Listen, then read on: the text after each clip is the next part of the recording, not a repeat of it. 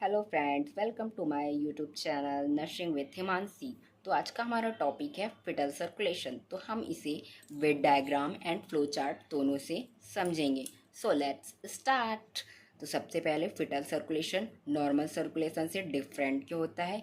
क्योंकि foetal circulation में baby mother के फॉर्म में होता है, जिससे उसके लंग ठीक से वर्क नहीं कर रहे होते और लंग के फंक्शन को हटाने के लिए इसमें 3 बाईपास क्रिएट होते हैं, जिसे ductus venosus, foramen of Oval, ductus arteriosus बोलते हैं।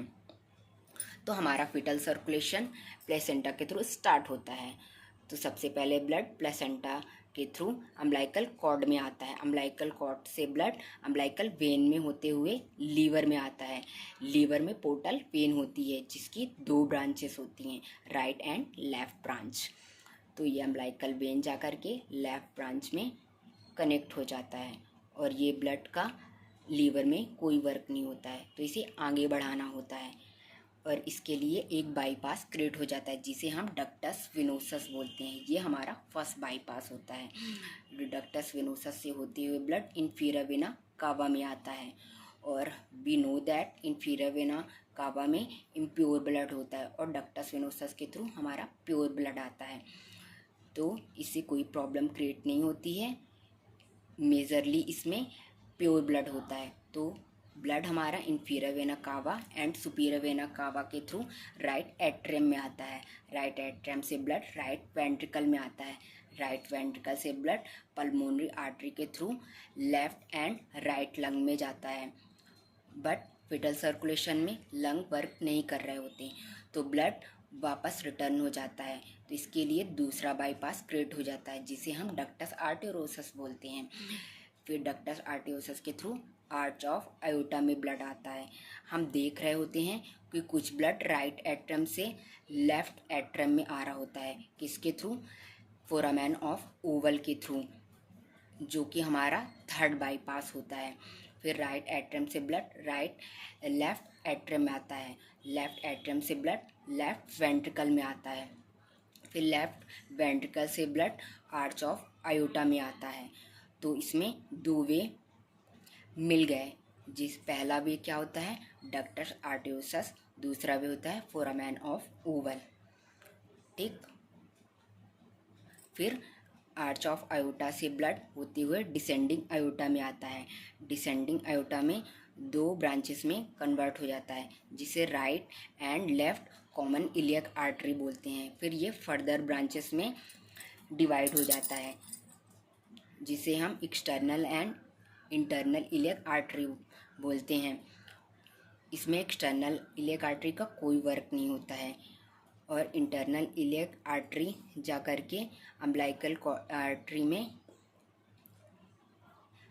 आर्टरी में मिल जाती है और अम्बिलिकल आर्टरी जा कर के अम्बिलिकल कॉर्ड में इसका ब्लड आ जाता है और अम्बिलिकल कॉर्ड से ब्लड होते हुए प्लेसेंटा में पहुंच जाता है और प्लेसेंटा से ब्लड मदर की बॉडी में सर्कुलेट हो जाता है। तो ये हमारा फिटल सर्कुलेशन बाय डायग्राम के थ्रू कंप्लीट होता है। तो हम इसे फ्लो चार्ट से भी समझते हैं। तो सबसे पहले ब्लड हमारा प्लेसेंटा के थ्रू अम्बिलिकल कॉर्ड में आता है, जैसे कि हमने डायग्राम में देखा। तो अम्बिलिकल कॉर्ड से होते हुए ब्लड अम्बिलिकल वेन में आता है। अम्बिलिकल वेन से blood left branch of portal vein में कनेक्ट हो जाता है ये ब्लड और फिर इसके बाद फर्स्ट बाईपास क्रिएट होता है, जिसे हम डक्टस विनोसस बोलते हैं। इसके through blood inferior vena cava में आता है। इंफीरियर वेना कावा से ब्लड राइट एट्रियम में आता है। राइट एट्रियम से ब्लड राइट वेंट्रिकल में आता है। राइट वेंट्रिकल से ब्लड पल्मोनरी आर्टरी में आता है। फिर पल्मोनरी आर्टरी से ब्लड डक्टस आर्टेरियोसस के थ्रू आयोटा में आता है। फिर कुछ देख रहे होते हैं कि राइट एट्रियम से ब्लड लेफ्ट एट्रियम में आता है। कुछ ब्लड आता है किसके थ्रू? फोरामेन ऑफ ओवल के थ्रू। ये हमारा थर्ड बाईपास होता है। और फिर लेफ्ट एट्रियम से ब्लड लेफ्ट वेंट्रिकल में आता है। लेफ्ट वेंट्रिकल से ब्लड आयोटा में आता है। इसमें 2 बाईपास मिल जाते हैं। 2 बाईपास से हमारा ब्लड आ रहा होता है और ये आयोटा से ब्लड डिसेंडिंग आयोटा में आता है। डिसेंडिंग आयोटा से blood left and right common iliac artery में आता है। फिर इससे ब्लड आगे इंटरनल इलियक आर्टरी में आता है, फिर आगे ब्लड दो अम्बिलाइकल आर्टरीज में आता है, अम्बिलाइकल आर्टरी से ब्लड अम्बिलाइकल कॉर्ड में आता है, अम्बिलाइकल कॉर्ड से ब्लड प्लेसेंटा में आता है, प्लेसेंटा के थ्रू ब्लड मदर की बॉडी में सर्कुलेट हो जाता है। तो ये हमारा फिटल सर्कुलेशन कंप्लीट होता है